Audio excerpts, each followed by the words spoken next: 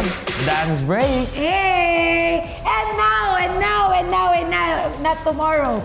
Eto na, meron tayong bagong bisita, boy. Sino Naku. yan? Kalebeling mo to, kalebeling. Leveling o ka-level lang? Kalebeling, pero kailangan mo pa ng 10 ligo. Ganon! Love you, Bunso. Tawagin na natin, the only one, Patrick Garcia! Ay, Ha? Patrick! Napagalit ako. Hello po. Oy, baby, ha? Baby, agad. Kamusta? Wait lang, sino si Patrick Garcia? Kaya ako nagulat ako, napabalik ako. Ha? Paano yung dati, nung pinakasikat dati, nung mga panahon nila? Joshua Garcia, di mo kilala? Garcia, Joshua Garcia kalala ko, pero si Patrick Garcia sino yun? Patrick Garcia? Hindi nyo kilala, Hindi mo my kilala gosh, yun? Yung dati. kimpi yung buhok? Oh, yun! Yung Ah, anak niya dancer na rin. Aha, yung Ano girl. ka ba, si Patrick, ano ka ba yun ang pinaka number 1 dati? May mga poster pa ako, parang Justin Bieber ng Pilipinas yun. Tapos Billie Eilish ka. Bata pa ako.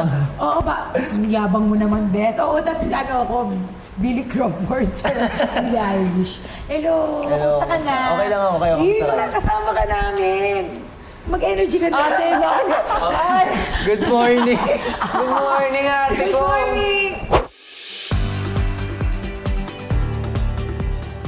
Bukod sa akin, Patrick, Oh. bukod sa akin, Bunso, saan ka pinaka-excited? Well, of course ako, pinaka nilook forward ko talaga is makapasok kami sa dance-off eh. Hindi talaga yung nilook forward ko. Tsaka, Kasama kami doon, kami. Oo naman, kasama kayo. Sabi nga Ano kami, ba? ate. Sige. Hindi, tsaka especially, Gusto ko yan, pero tutulungan niyo ako. aside from that, syempre gusto kong ma-perform namin yung piece namin ng sobrang smooth. Yeah. Sobrang, kumbaga quality talaga eh. Sobrang walang any technical or something na hindi maganda. Gusto ko lang talaga. Yun yung nilalok. Tsaka buo ka ngayon, bro. Balik na lahat ng kapangyarihan at kalakasan mo, kaya ibibigay mo na lahat. Okay, feeling ko nga na-share mo na sa akin yung energy Oh, eh. diba? Sa'yo, ikaw pa yung mga share ko sa buhay ko share ko. Siyempre, joke lang. Para lang tayo, light lang tayo. Oo, So, sige. hindi na kaya. Kaya pa ba? Kaya pa, ate. Ayos.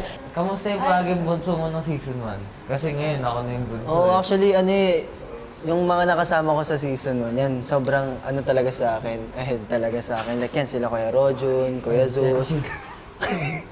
Tapos yan, sila Ate Dasuri. Like, sobrang tawag nga nila sa akin, baby boy eh. Like, parang, ano ba naman yan si baby boy, ganito, ganyan. Tapos parang sobrang nararamdaman ko rin yung care nila, like yung pagiging kuya and ate nila, the way nila akong alagaan, the way nila kapag nakaka-partner ko sila isa-isa, parang sobrang nafe-feel ko din talaga yung nila, yung sincerity nila as ate, as kuya talaga. Lalo si Kuya Zeus din, grabe yun sa akin, parang kapatid niya talaga ako. Ganun yung ko sa kanya. Ikaw, kamusta ang pagiging bunso dito sa season 2? Ayun. Tsaka sobrang literal na bunso Kasi Bunso talaga 17 taon lang eh. Ayun, si Ate Sugar, naging nanay ko. Baby rin tawag ko sa kanya paminsan eh. Baby, dalihan mo na. So yun, Gusto mo lahat- bunso.